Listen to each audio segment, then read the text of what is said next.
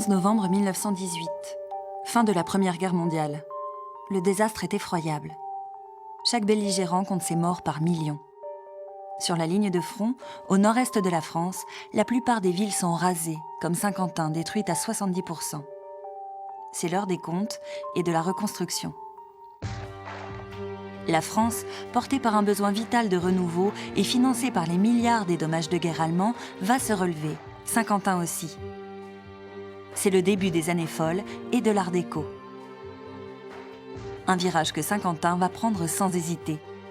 Pétrie avant-guerre de culture classique, cette ville du nord de la France va se jeter dans le modernisme, la pureté des formes et le béton, produisant ainsi quelques-uns des plus beaux joyaux art déco de l'après-guerre.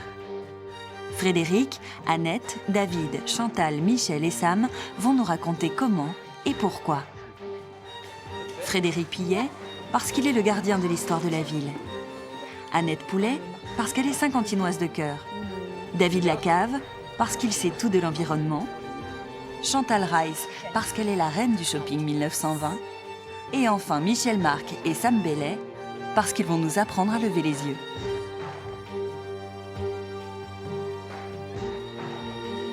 « 1918. Saint-Quentin est un champ de ruines. Frédéric et Annette nous racontent la fin de 4 années d'occupation allemande. Les Allemands sont arrivés le 28 août 1914 et ils sont restés 4 ans. Ouais, parce que la basilique, c'était le poste d'observation de l'armée allemande. Et ce qui explique peut-être que les voûtes se soient effondrées. Ouais, il y a un obus incendiaire qui est tombé dessus en août 17, je crois. Donc les voûtes se sont retrouvées découvertes. Donc la basilique complètement décapitée. Oui, parce que là, on parle de la basilique, mais toute la ville était dans cet état-là. Il n'y a plus d'habitation, les rues sont défoncées par les tranchées, donc la population dans tout ça. C'est une période terrible pour la population, mais nous sommes dans une région où les gens ont toujours souffert, ont toujours dû reconstruire leur ville et recommencer leur vie. Ils l'ont toujours fait avec beaucoup de courage, beaucoup de ténacité. Dans les rues, il n'y a plus de maisons. C'est des rues, mais tout est écroulé. Et il y a un bâtiment qui est reconstruit, c'est le cinéma du Carillon. Donc effectivement, ça témoigne de cette volonté mais vraiment de passer à autre chose, et en pensant qu'on ne reconnaîtra jamais une guerre pareille. Grosse erreur. Et oui, on a recommencé très vite après, malheureusement, ce qui a un peu délimité la période de l'art déco, finalement. Et dans cette reconstruction, donc, il y a un élément très intéressant à la basilique. On a 2 verrières art déco qui sont assez exceptionnelles et qui donnent le ton de cette reconstruction des années 20. Sainte-Thérèse est magnifique avec cette pluie de roses. Elle se déverse vraiment sur les personnages en dessous, le missionnaire qui est en train d'évangéliser. Puis de l'autre côté, on a les soldats de la Première Guerre mondiale agenouillés. Et oui, puisque Sainte-Thérèse était la patronne des missionnaires et des soldats. Plus discrète, juste à côté, on a la statue de Sainte-Thérèse qui a été sculptée par un grand artiste de l'époque, Bouchard. Et si on s'approche, c'est un petit peu plus petit, mais on retrouve ces roses. Donc c'est encore un bel élément de l'art déco. Alors, il y a un élément extraordinaire aussi dans cet édifice que l'on ne voit pas d'ici. Ouais, quand on parle de reconstruction de la basilique, il faut penser à sa magnifique charpente en béton armé qui est assez unique en son genre. Alors on va aller la visiter ? Allons-y. On y va.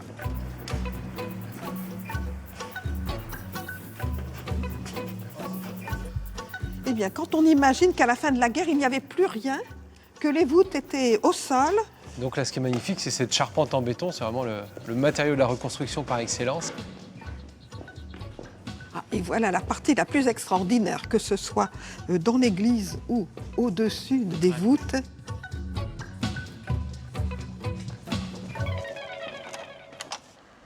Voilà le paysage que les soldats allemands devaient admirer. Parce que finalement, la basilique, c'était un peu leur mirador, mais un mirador géant. On comprend vraiment pourquoi les armées alliées ont dû pilonner la basilique et toute la ville pour essayer de déloger l'armée d'occupation.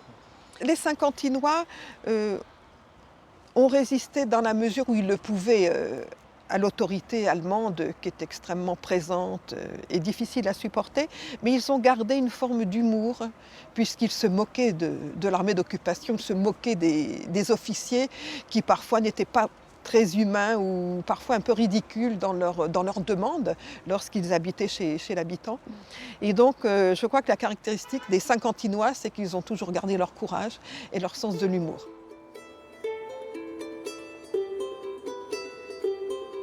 Suite au traumatisme, les Saint-Quentinois sont résolument euphoriques. En France, le style art déco explose dans tous les domaines. La vague ballet saint-quentin qui veut s'embellir. Et parmi les nombreux architectes qui redessinent la ville, un nom figure en tête, celui de Louis Guindez. Frédéric invite sa fille Linelle à découvrir la plus illustre de ses créations au cœur d'un édifice gothique, l'Hôtel de Ville. Salle de conseil municipal. C'est ici qu'on va. C'est super beau, hein? Ouais, c'est chouette. Tiens, on va se déshabiller là. Bon, je ne vais pas te proposer la place du maire parce que c'est quand même sa place réservée, mais je vais te mettre à la place du directeur général des services.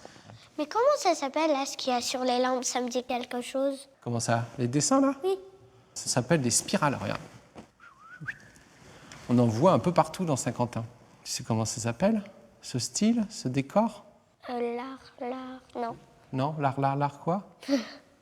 Du cochon? Non. L'art du cochon, non. L'art déco. Ah oui. Qu'est-ce qu'il y a d'autre dans l'art déco? Est-ce qu'il y a des Des choses... roses. Des roses, par exemple? Qu'est-ce que tu vois d'art déco dans ce bâtiment, par exemple? Ça, c'est art déco. La lampe, ouais, il n'y a pas de problème. Je trouve ça beau parce que les lampes, ça faisait plein de petites lanternes avec des gouttes qui tombent. C'est rigolo. Quoi d'autre encore? Ça, c'est art déco. Ah ouais, les rambardes. Alors là, je vais te dire franchement, les rambardes de la tribune de presse, pour moi, c'est les plus jolis de la ville. Là aussi, c'est art déco. Ouais, là, c'est art déco. Tu sais ce que ça représente? Marianne? Souvent, les gens disent, c'est bizarre, votre Marianne, elle ne ressemble pas aux autres Mariannes. En fait, on est dans les années 20, l'image de la femme a changé. On ne représente plus les femmes comme des êtres fragiles, avec des dentelles partout. On commence à se rendre compte que, j'allais dire, les femmes sont des hommes comme les autres. Et en dessous, qu'est-ce qu'ils sont en train de faire, ces personnages? Creuser. Ils sont en train de creuser. En fait, ce sont les ouvriers qui reconstruisent la ville de Saint-Quentin. Après la guerre. Après la Première Guerre mondiale, la ville était toute détruite, ou pratiquement. Et donc, on a dû reconstruire la ville. Et en fait, lorsqu'on a reconstruit cette salle, on a rappelé ce grand moment d'histoire en sculptant dans le bois des scènes où on voit les Saint-Quentinois en train de reconstruire leur ville avec une pelle, un marteau, un rabot à bois. Tu pourrais me réexpliquer l'histoire avec des mots que je comprends? En fait, la salle du conseil, le bâtiment n'était pas détruit pendant la guerre. Il était juste un petit peu abîmé. Mais on avait un problème de place. Donc on a décidé de faire une grande salle. Et donc l'architecte, au début, ce qu'il a fait, c'est qu'il a fait une salle comme au Moyen-Âge, avec des meubles, on aurait cru des meubles du Moyen-Âge. Et les responsables qui s'occupaient des monuments historiques en France ont dit « c'est pas possible, il faut oser faire des choses modernes ». Alors du coup, Louis Guindez a proposé de faire quelque chose de art déco. Et c'était en 1924. C'était encore pas très très connu, c'était assez courageux de sa part. Il a dessiné les sculptures, il a dessiné les... Tout. Et du coup, ce travail est tellement exceptionnel qu'on n'a même jamais osé le détruire. C'est pour ça qu'on le laisse. C'est pour ça qu'on le fait visiter, parce qu'il y a de plus en plus de gens qui ont envie de voir ça. Ça devient un véritable petit bijou. Un bijou, carrément. Un comme bijou. Une pierre précieuse. Ouais, comme une pierre précieuse, mais Sauf que ça n'est pas. effectivement, on la met pas au bout du doigt, mais elle est dans la ville de Saint-Quentin et on la montre à qui veut bien la voir. Alors, lorsqu'on recommence à construire d'abord les usines en 1919, on ne s'embête pas du style art déco. Souvent, on reconstruit les usines telles qu'elles étaient avant. Ce sont des enveloppes, point à la ligne. En revanche, lorsqu'on est commerçant, on se doit d'avoir un bâtiment attirant. L'architecture commerciale est une architecture qui doit attirer le passant pour qu'il rentre dans cette boutique et qu'il achète. Et le style à la mode, c'est l'art déco qui émerge dans les années 20. Alors après, il y a des choses intéressantes comme les banques. Les banques, on ne les reconstruit pas en art déco, parce que ce n'est pas un style sérieux, l'art déco. C'est les années folles, on est là pour s'amuser. Un banquier n'a pas du tout l'intention de donner l'impression à son client qu'il est là pour s'amuser. Et après, il y a les bâtiments publics, les bâtiments d'apparat. La salle du conseil municipal en est un exemple. Le conservatoire, qui est un peu plus tardif, 1932, même si c'est une école de musique, il doit s'inscrire dans son temps et on va faire appel aussi à l'art déco dans ce cas-là. Donc voilà, c'est au cas par cas, suivant le discours que doit avoir le bâtiment qu'on utilise, s'il se doit d'être moderne, frivole, gai, austère, rigoureux, économique ou pas. Frédéric retrouve Chantal Reiss. Elle détient les clés d'un temple. Des milliers de mètres carrés somptueux et un peu poussiéreux. Pour y accéder, il faut aujourd'hui traverser un supermarché. Suivons le guide. Ça, c'est du beau fer forgé. Hein. Et sur tous les étages, il n'y a pas un étage où... Et aucun n'est pareil. Ouais. C'est rare ce duo avec la corbeille inversée, finalement. Ça fait de belles ombres. Alors, ce qui est intéressant, c'est de regarder le volume. La verrière qui, maintenant, malheureusement, ne laisse plus passer la lumière. Alors, Moi, je pense qu'il faut se l'imaginer tel que c'était quand c'était vivant. Donc, il y avait tout autour les comptoirs, voilà. Il y avait les gens qui montaient, bien habillés, parce que ici, c'est un petit peu comme au théâtre. Hein. On vient faire ses courses, mais on se montre un petit peu. Hein.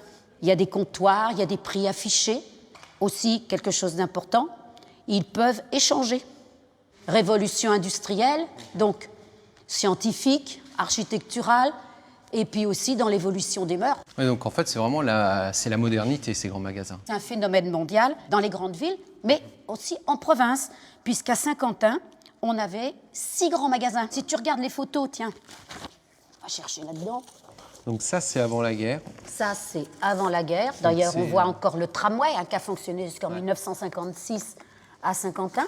On exposait surtout les marchandises sur le trottoir. D'accord. Parce qu'il n'y avait pas encore l'électricité. Au départ, il n'y avait pas le gaz.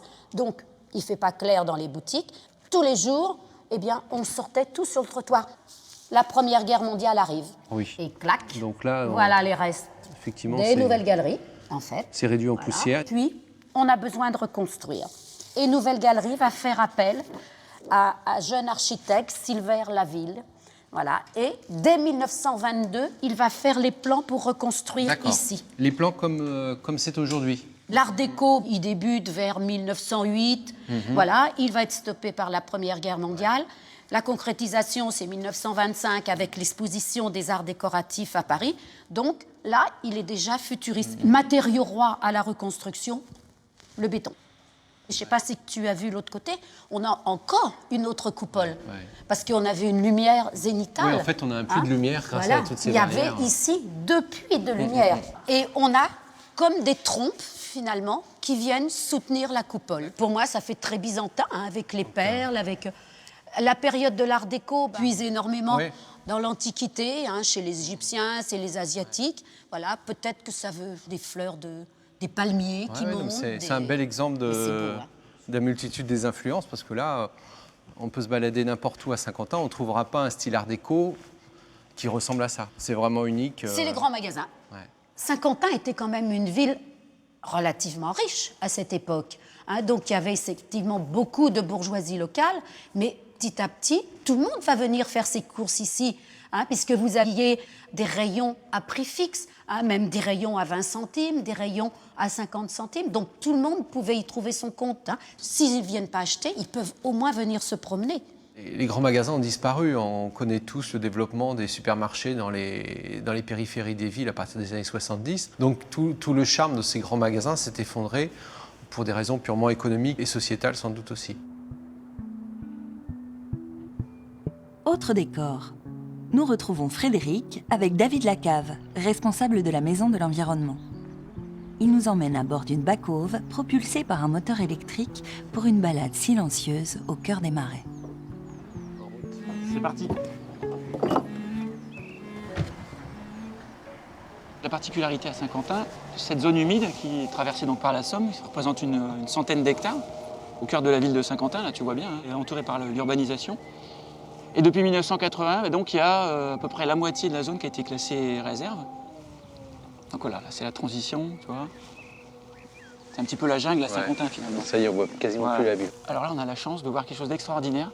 On a, alors c'est ou une buse ou une bonderie à Pivors. Alors elle est en train de s'occuper a priori d'un nid de guêpes sur un touradon.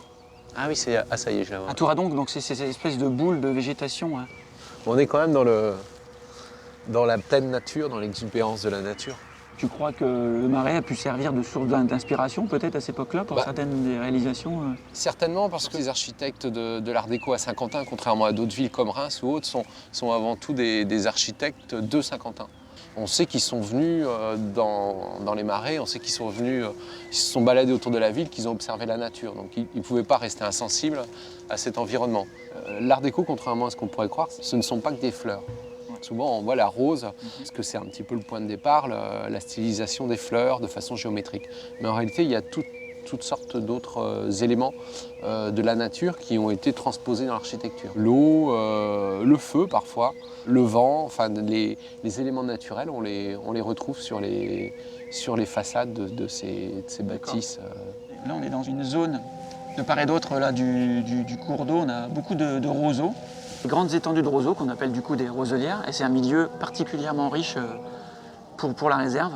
Et là, d'ailleurs, je ne sais pas si tu entends un petit peu au loin, on a une équipe qui intervient dans le marais, parce qu'une réserve, voilà, c'est pas un espace qu'on met sous cloche et qu'on regarde évoluer, c'est un espace qui doit être préservé, il y a un patrimoine à préserver. Donc, voilà, Tu sais que dans les années 20, le projet c'était de combler on va dire les 2 tiers des marais. Donc il y avait vraiment un projet de reprise en main de la nature, c'est même plus que de la reprise en main, c'est on fait disparaître cet espace naturel sauvage pour l'aménager complètement dominé par l'homme, avec des jardins, on imagine des pelouses, et quelques bâtiments, des édicules, des éléments architecturés pour pratiquer le sport. Donc c'était à quelle époque ça, ce projet de c'est 1919, tout de suite après la guerre. Heureusement pour nous, ce qu'on reconstruit avant tout, c'est les bâtiments, avant de se poser la question de l'aménagement des zones périphériques. On saisit finalement dans ce cadre naturel toute opposition qu'il y a entre l'Art nouveau et l'Art déco. L'Art nouveau qui est une célébration de la nature, c'est un retour vers la nature, alors que l'Art déco c'est l'inverse quasiment. On s'appuie sur la nature, mais on la dompte, on la matérialise, on la géométrise, on la transforme pour en faire une nature adaptée et domptée par l'homme. Dans la zone des marais de la Somme, une équipe d'archéologues recherche les vestiges du riche passé de la ville enfouis sous le parvis de la gare. Frédéric les invite à faire une pause afin de découvrir, à 2 pas des fouilles, un autre trésor caché. Comme convenu, j'ai sur moi les clés du buffet de la gare. Ouais. Ah, super. Ce petit buffet fermé à tout le monde, je vous propose d'aller jeter un coup d'œil et d'aller voir ça de plus près. Avec plaisir. Elle m'a appelé juste ce matin en me disant « Ah, je peux pas venir ». Donc ça paye pas de mine, mais c'est là. Oui, effectivement. C'est magnifique. Extraordinaire, ouais. Ouais, c'est une belle surprise, hein. Ah oui. Un lieu fermé comme ça au public. On s'y attend pas du tout, hein. Effectivement, on voyage. Oui, on voyage à travers le temps, parce que c'est... Bon, déjà, ça fait 20 ans que c'est fermé, et c'est un lieu qui a 80 ans d'histoire, et qui n'a pas trop bougé dans tout son décor, tous ses éléments, donc c'est... Ouais, on a l'impression d'un lieu qui a conservé toute son âme, quoi. Ouais. Qui est dans son jus encore. Et il y a une très belle lumière aussi, je trouve. On a l'habitude de l'art déco dans les grandes capitales. On ne s'attend pas forcément à voir ça ici. L'art déco était présent un peu partout où on a dû reconstruire, notamment à Saint-Quentin. L'art déco était à la mode en 1925. En 1950, c'était ringard, peut-être pas, mais c'était déjà rétro. Donc là, la chance qu'on a ici, c'est que bien que ce soit un lieu démodé dans les années 50-60, on ne l'a pas transformé, on s'est accommodé. Et avec le recul, petit à petit, cet art déco, à partir des années 75-80, on a commencé à le redécouvrir, à se dire que finalement, ce n'était pas quelque chose d'aussi ringard que ça, et puis que c'était l'œuvre d'artiste, comme ici. Et c'était osé pour l'époque, oser prétendre faire une œuvre d'art avec un matériau de base industriel, quoi. Et l'inspiration de l'art déco, c'est quoi? C'est une émergence culturelle entre deux guerres? C'est motivé par quoi exactement? C'est la bonne question. Et moi, généralement, quand on me demande de définir l'art déco, je réponds on ne peut pas le définir. Parce que l'art déco, ce n'est pas une chose. Ce n'est pas un style, ce n'est pas une influence, c'est une multitude d'influences. C'est-à-dire qu'on a une quantité d'architectes, d'artistes qui, au lendemain de la guerre, vont s'inspirer des nouvelles techniques de construction, des nouveaux matériaux, du béton. Ils s'inspirent aussi des arts des colonies, des arts d'Afrique, des arts d'Orient. Il y a le cubisme qui est en place très fort, et la géométrie des formes, la stylisation des formes est en partie issue du cubisme. Donc en fait, l'art déco, c'est un mélange d'une quantité d'influences. On vient de vivre la guerre, on n'a qu'une idée, c'est de... on va dire croquer la vie à pleines dents, oublier les millions de morts qui sont derrière nous. C'est le moment de la période de la vitesse, développement des courses automobiles, l'aviation. Aux yeux des gens, l'art déco, c'est en adéquation avec cette soif de vivre dans les années folles. Et peut-être qu'en France, ça commence à décliner avec la crise de 29. Je pense que déjà, on commence à avoir un autre regard. On s'aperçoit que finalement, la vie n'est pas toute rose, et on commence peut-être à se raisonner, ainsi de suite, mais l'art déco est encore présent dans ces années-là. Rencontrer des lieux comme ça contextualise, ça donne un peu chair à une époque, de manière beaucoup plus poétique que l'archéologie, qui reste plus scientifique, plus rigoureux et parfois plus aride aussi, quoi, finalement. C'est un lieu magique. Je pense qu'on pourrait y rester des heures et ça pourrait être porteur même d'un roman et d'une histoire sans beaucoup de difficultés, je pense. Il faut s'imaginer les trains internationaux, de grandes locomotives carénées, profilées, qui rugissent rutilantes, quoi. Donc c'est une gare du début du XXe siècle, avec toute sa vie et sa fureur. Frédéric Pillet, Sam Bellet et Michel Marc ont édité en 2012 un livre qui redécouvre l'art déco à Saint-Quentin. Un travail exhaustif qui a permis à la ville de se réapproprier une page de son histoire, délaissée durant près d'un demi-siècle. Mais alors, au fond, cette rue, elle résume un peu tout. Ouais.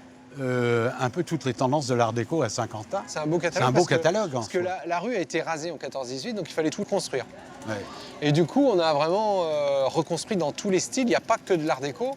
Il y a du néoclassique, il y a du néo-gothique, il y a tout ce qu'on veut. Mais en revanche, il y a aussi beaucoup d'art déco et on pourrait dire des arts déco. C'est-à-dire qu'on a des façades, par exemple là, on a 2 façades. Si tu enlèves les garde-corps, c'est pas art déco. Oui, il y a un élément qui... Il y a une touche art déco. C'est ça. Ce qui fait qu'il est difficile de dire combien y a-t-il de façades d'art déco à Saint-Quentin. Elles ont été estimées à 3000. Donc en fait, l'art déco en centre-ville est omniprésent, mais à des degrés plus ou moins différents, dans des styles, dans des influences plus ou moins différentes. C'est toujours le thème de la rose. Ouais, avec beaucoup de relief. Et puis là, bien sûr, on a... Alors voilà, là, c'est intéressant parce qu'on a le dialogue de bâtiments art déco. Et puis là, on a un bâtiment qui, effectivement, évoque plutôt le pavillon de Mallet Stevens à l'Expo de 1925. Celui-ci, ouais. Bâtiment d'angle, oui, Voilà. c'est le style paquebot. Là, il n'y a plus de décor sculpté, il n'y a plus rien de tout ça. Alors cette sculpture, je la trouve intéressante aussi, parce qu'on a encore des fleurs qu'on arrivait presque à identifier, mais on a aussi des espèces de plaques rondes qui sont, elles, extrêmement modernes. Au fond, ça ne correspond pas à un fruit, pas à une fleur, mais à l'origine, est-ce qu'elles étaient souvent colorées? Non. Les fleurs de l'art déco. Les fleurs sont là pour rehausser les façades, forcément du peintes. relief, Voilà, c'est du relief.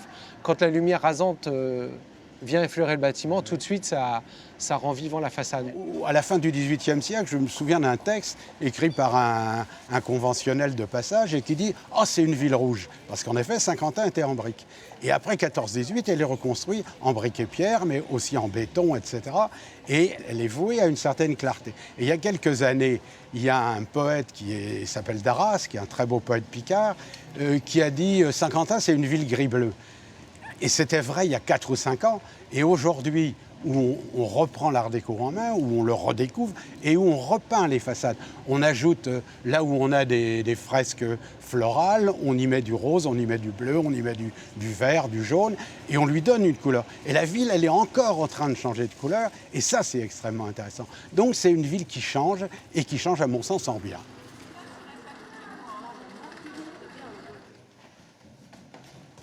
C'est de l'art déco pur jus. Pur jus, un mélange de pharaonique et de Jugendstil, tout à fait. Ouais, c'est massif, mais... Très, très beau, une menuiserie rare même. Ouais. Tu connais, ça c'est les photos que tu as faites pour l'exposition sur l'art déco. Ça, c'est sympa.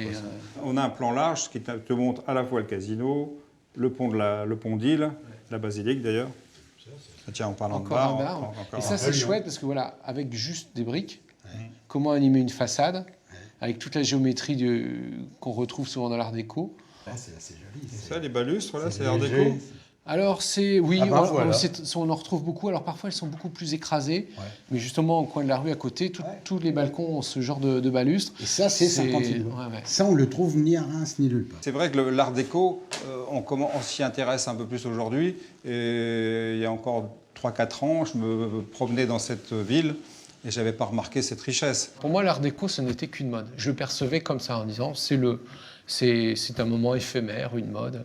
Et en fait, en l'analysant, en essayant de le comprendre, on s'aperçoit que ce n'est pas une mode. Ça répond effectivement socialement à quelque chose, à un nouveau genre de vie. J'allais dire la bourgeoisie champenoise qui vit des rentes du champagne, et pas la même bourgeoisie saint-quentinoise qui vit du textile. Et on ne traduit pas sa richesse, ses espérances et sa vision de l'avenir de la même façon ici ou dans une autre ville. C'est un instant, c'est une floraison extraordinaire. mais qui ne durent pas vraiment. Pourquoi? Parce que l'art déco évolue très vite. On simplifie les lignes, etc. Même les courbes disparaissent, etc. Le décor aussi disparaît. Et là, tout d'un coup, tout ça s'apaise. C'est la grande révolution du XXe siècle dans l'architecture. Et c'est l'art déco qui nous ouvre à ça. Au fond, les grands architectes commencent à travailler là, et c'est eux qui évoluent vers un tout autre style. Le style art déco a longtemps été un genre mal aimé, sinon négligé. Il ne sera reconnu et nommé qu'en 1968. Il a pourtant illuminé l'entre-deux-guerres. Saint-Quentin a eu le talent de lui faire une place à côté de ses trésors classiques et l'intelligence de le préserver. Comme un joli souvenir du bonheur retrouvé dans les années 20.